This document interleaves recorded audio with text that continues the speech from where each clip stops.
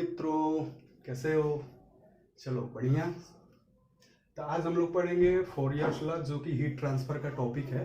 ठीक है, heat transfer का टॉपिक है और ये फार्मास्यूटिकल इंजीनियरिंग का यूनिट 2 है। ठीक, उसी में ये लॉ है। तो ये लॉ आखिर कहता क्या है? ये फोरियर्स लॉ है जो ये क्या कह रहा है? ये कह रहा है कि law of the heat conduction is known as the Fourier's law. यानी जो हीट कंडक्शन होता है, वो जो लॉ अप्लाई किया गया है हीट कंडक्शन में, उसको क्या कहते हैं? फोरियर्स लॉ कहते हैं। तो सबसे पहले हमें ध्यान देना है किस चीज पर? हीट कंडक्शन क्या होता है। आखिर हीट कंडक्शन के बारे में जानेंगे तो ही तो लॉ जानेंगे कि लॉ क्या है। तो हीट कंडक्शन हमें समझना होगा। ठीक, कंडक्शन क्या है? कंडक्शन प्रोसेस है जिसके थ्रू हमारा हीट ट्रांसफर होता है। ठीक है, जिसके थ्रू हीट ट्रांसफर होता है। तो हमारे जैसे कि हम देखिए नॉर्मली थोड़ा सा रिवाइज करा दे रहे हैं, जो हमारा हीट ट्रांसफर होता है किसी भी मीडियम में, ठीक है, हीट ट्रांसफर होता है जो हमारा, ठीक है, ये 3 प्रोसेस के द्वारा होता है। ठीक है, 3 प्रोसेस के द्वारा होता है। कौन कौन सा प्रोसेस है हमारा? तो चलिए देख लेते हैं। हमारा पहला हो गया कंडक्शन। ठीक है, कंडक्शन। दूसरा हो गया हमारा कन्वेक्शन। ठीक है, जानते होंगे, अच्छी बात है। और जो नहीं जानते होंगे वो जान ले, और जो जानते होंगे उनका रिवीजन हो जाएगा। रेडिएशन होता है। थर्ड कौन सा होता है? रेडिएशन। ठीक है, तो हमारा 3 प्रोसेस के थ्रू होता है। कौन कौन सा? Conduction, convection, radiation. अब थोड़ी सी और जान लेते हैं इनके बारे में। जो कंडक्शन होता है, इसके लिए जरूरी क्या है कि मीडियम जो हमारा सॉलिड हो। जो कंडक्शन होता है उसके लिए जरूरी क्या है? मीडियम सॉलिड हो। कन्वेक्शन किस में होता है?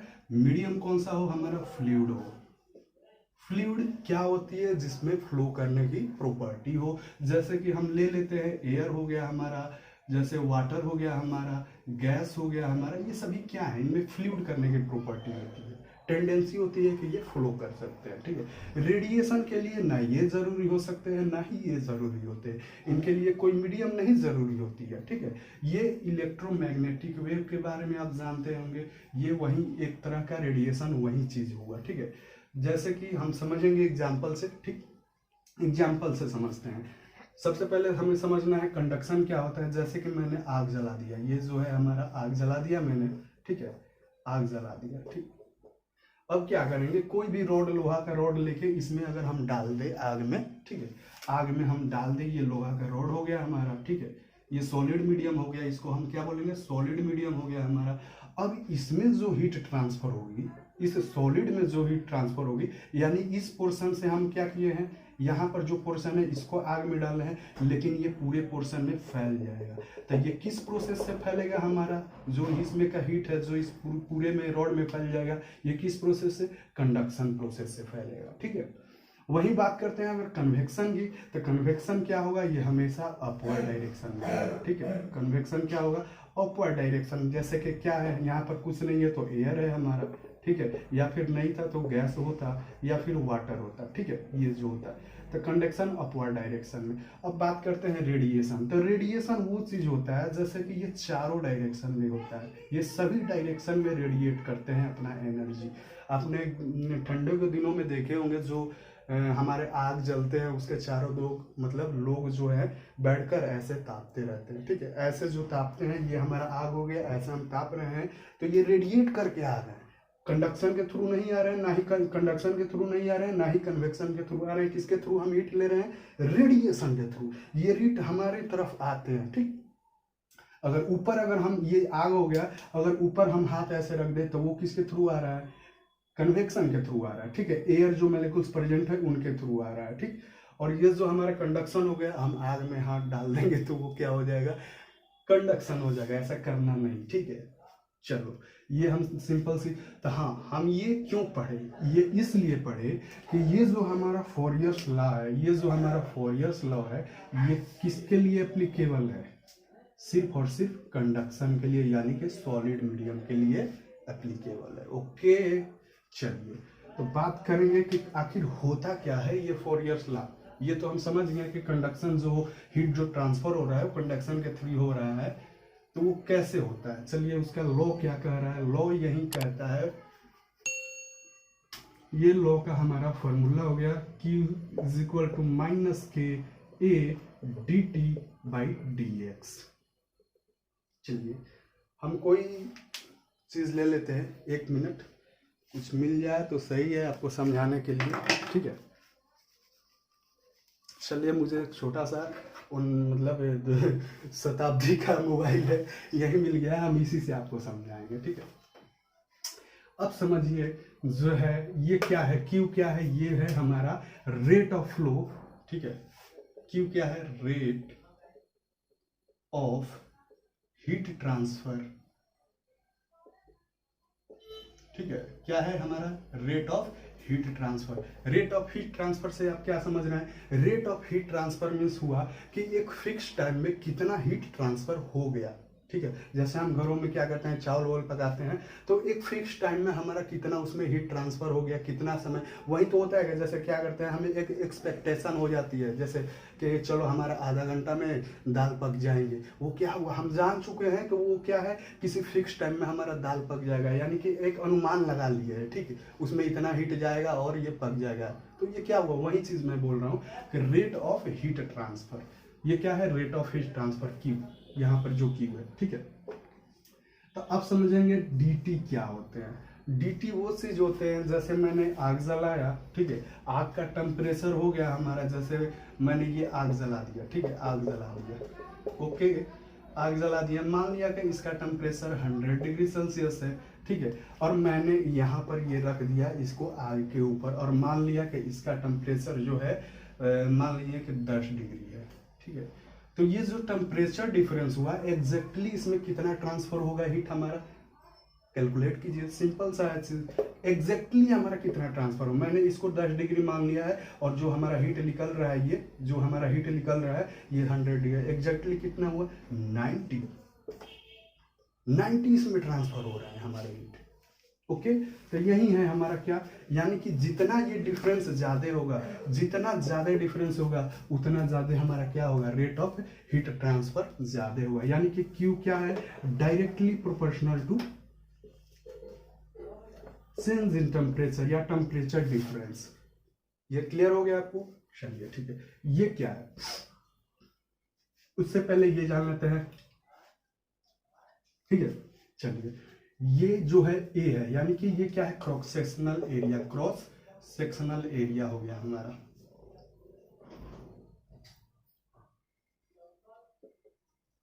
ठीक है, क्रॉस सेक्शनल एरिया। अब समझिए क्रॉस सेक्शनल एरिया क्या होते हैं, ठीक है। अब हम आपसे कह रहे हैं कि अगर हम इसको मान लीजिए हम हीट दे रहे हैं, ये केवल एज्यूम कीजिए कि मान लीजिए हम हीट दे रहे हैं ऐसे, ठीक है, तो ऐसे ज्यादा हमारा हीट ट्रांसफर होगा या फिर ऐसे, इस पोर्शन को हम ऐसे रखेंगे तो कौन से पोर्शन में ज्यादा ट्रांसफर होगा, अगर ऐसे रख रहे हैं या फिर ऐसे रख रहे हैं, समझिए इस बात को मैं जो कहना चाह रहा हूँ। मान लीजिए ये हीट है, मैंने इसको ऐसे इस एरिया से, जिसमें एरिया हमारा कम हो गया, ऐसे रखेंगे तो हीट ज्यादा ट्रांसफर होगा, या फिर ऐसे रखेंगे तो हीट ट्रांसफर होगा ज्यादा, समझ रहे हैं। तो आंसर होगा कि हम ऐसे रखेंगे तो इसमें ज्यादा एरिया मिल रहा है, ज्यादा हीट ट्रांसफर होगा, यानी कि क्या है, Q जो है हमारा directly proportional to area, cross sectional area. जो भी हमारा एरिया जितना ज्यादा रहेगा, ये जो जितना ज्यादा हमारा एरिया रहेगा, ठीक है, इससे अगर हम बड़ा एरिया ले रहे हैं तो उसमें ज्यादा मतलब जो होगा हीट ट्रांसफर होगा, तो जितना ज्यादा एरिया उतना ज्यादा हीट ट्रांसफर, ओके।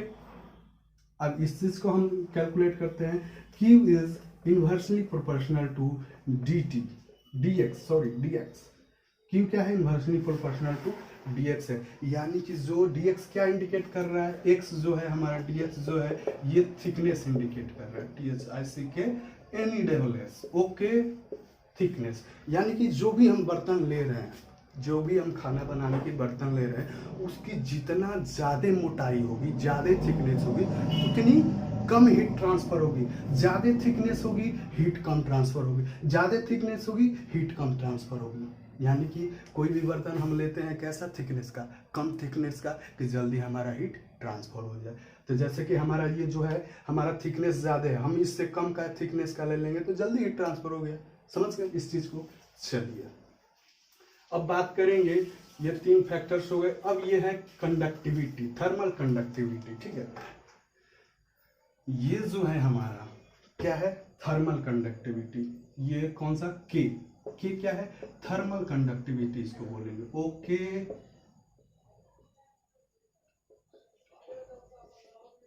ठीक है। थर्मल कंडक्टिविटी मीन्स क्या समझते हैं, ठीक है। थर्मल कंडक्टिविटी एक सबस्टांस की प्रॉपर्टी होती है, ठीक है। क्या होती है, सबस्टांस की प्रॉपर्टी होती है।